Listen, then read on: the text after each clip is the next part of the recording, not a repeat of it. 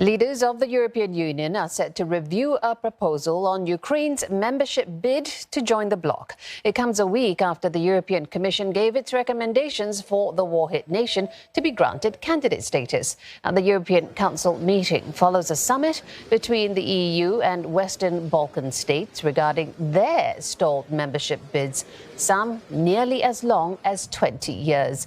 Albania's Prime Minister has urged Ukrainians to hold no illusions about the accession process.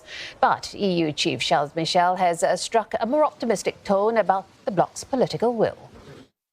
This is a decisive moment for the European Union. It's also a geopolitical choice that we will make today, and I'm confident that today we will grant the candidate status to Ukraine and to Moldova and express a clear and strong perspective for European perspective for Ukraine, Georgia and Moldova.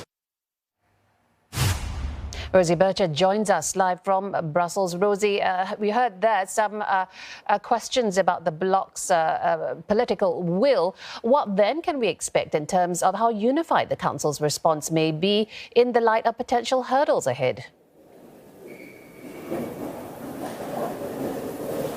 Well, indeed, usually at these meetings of all 27 EU countries, there is plenty of disagreement around the table. Sometimes these talks can go late into the night with different EU countries presenting different views.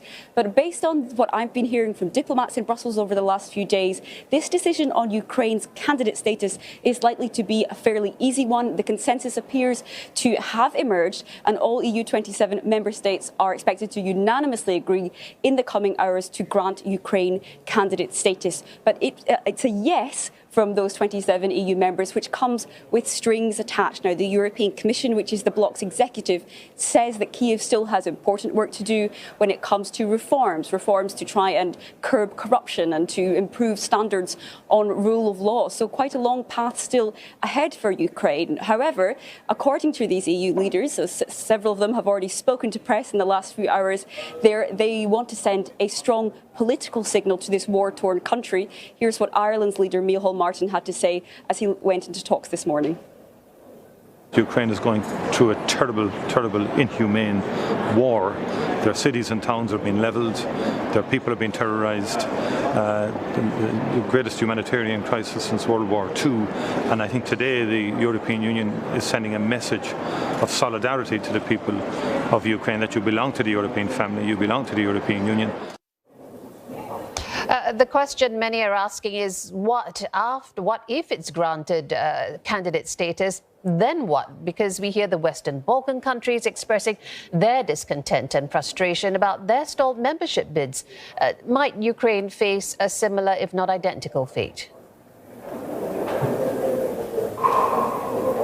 It's entirely possible. This granting of candidate status does not mean that full and formal membership will come anytime soon. And even if Ukraine were to fulfill all of these eligibility requirements, which would of course be very difficult while the country is still actively at war, even if all of those were fulfilled, this membership bid could still get snared up in the EU's politics. For example, North Macedonia has been a candidate country since 2005. It's been patiently waiting. It's fulfilled all the requirements, but it's caught up in a political dispute with Bulgaria, which is stopping that from moving forward. And that's certainly something we heard express some frustration from some of those Western Balkans leaders in the last few hours. Edi Rama, who's the Prime Minister of Albania, noted that he said North Macedonia has been waiting for 17 years. Meanwhile, his own country, Albania, has been waiting for 8 years. So certainly some frustration there still in the Western Balkans. Ukraine, however, very much aware of those caveats, aware that this could be a long and winding road ahead, but this is still something which is likely to be very much welcomed in Kyiv. For many there who have been campaigning and lobbying and calling for this, even a small step towards a seat at the EU table will be seen as a big victory. Many thanks to Rosie Burchard in Brussels.